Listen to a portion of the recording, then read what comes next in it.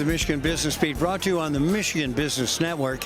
We are here at the Michigan Works Association's annual conference in Kalamazoo at the Radisson Hotel, and we have the capital area Michigan Works CEO, Carrie Rosingana, a frequent guest, I would say, and a good friend. How you doing? I'm doing great. It's an annual conference. It's always exciting, so it's good to be here with you too, always. You know, it is exciting. Some mixed, I don't want to say reviews, but some mixed emotions here, because it's not a stellar year for going forward. Yeah, I think we can all agree, anyone who's here, there's a lot that's going on and a lot of moving pieces and variables right now, especially around the budget dynamics that are being faced. And there are some potential cuts to programs like Going Pro Talent Fund, to Barrier Removal Employment Success, Jobs for Michigan's Graduates, that we know those programs are impactful. They help to contribute to economic success and viability in Michigan. And so it's really important right now for us to stay hopeful, but to also be actionable in talking about the great work that we do through this system. Well, and you do great work, as a matter of fact, and some of it you did today on the stage. Congratulations. You were presenting a really important award. Yeah, we were really fortunate to be able to recognize Becky Powers, who is the Chief Financial Officer of Capital Area Michigan Works, and to recognize her with the Christine Quinn Excellence in Leadership Award. And really, there's no one that I can think of that has worked more diligently through her time with our system, 40 years of dedication to the work of the Michigan Works system. And so to be able to recognize her and to honor her in front of a room full of peers just felt really remarkable, and it also felt appropriate to recognize her legacy here. No, and you did a stellar job, by the way, of announcing, because those things can be butchered.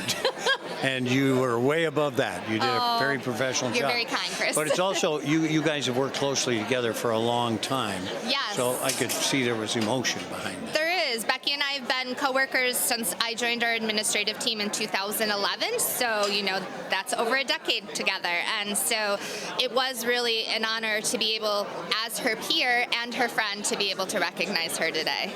Well, you know, back to the work at hand, yes, right? Very important. So I had Chris Andreessen on earlier, who's our D.C. lobbyist, and he feels pretty confident what usually comes through is going to come through. Now, the interesting thing about this is the state is still up, and we're not sure. Any indication of what's going to happen with that budget? So I think everyone is watching to see what's going to happen, and we all know, anyone who's worked in leadership in a role like this, there's always a process that we have to go through, and right now that process is pretty divided in terms of what we're going to see. I am going to also still remain hopefully optimistic that we will continue to see success, because our programs have data to show that impact. We know what the return on investment is, and it's not just for our job seekers, but it's for our employer community too. And I think that sets those programs apart a little bit from maybe some of the other things that we're seeing going on right now. Well, and you know, it's interesting because I think you're getting a push too, certainly from the employer side, who's saying to their legislators, look, we need trained people, and this is an investment, not a grant. Absolutely, and I think that investment piece is what's going to hopefully help us move the needle in the right way to continue to have those programs in operation. We also know, though, we have a ownership in needing to tell the story and the success and to share what that outcome is of those dollars, because we know that those dollars, every single one of them right now, needs to also be attached to outcomes. And we have outcomes that are successful, so we're going to use this opportunity to reiterate that as a success story, too.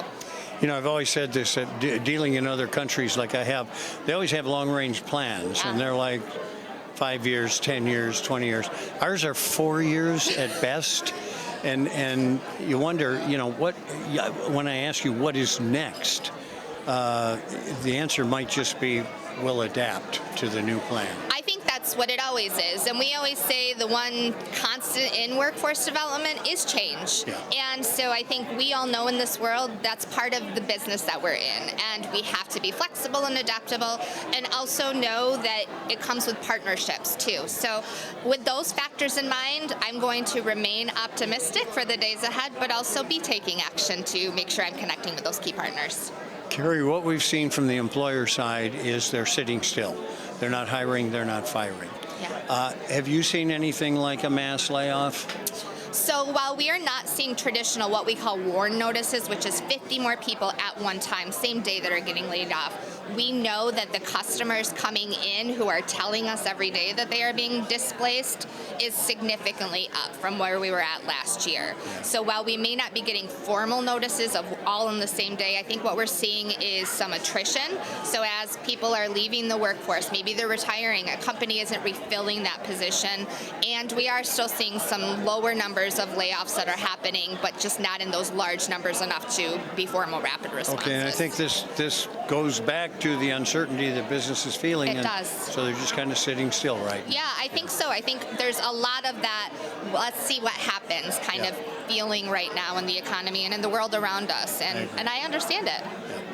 Well, we'll see what happens next time you're on, because we should have something. We're going to hope we have by answers. then. Yeah. Carrie Rosingana, the CEO of the Capital Area Michigan Works, and she's here with me at the Michigan Works Association's annual conference in Kalamazoo at the Radisson. You've been watching this Michigan Business Beat on the Michigan Business Network. I'm Chris Holman.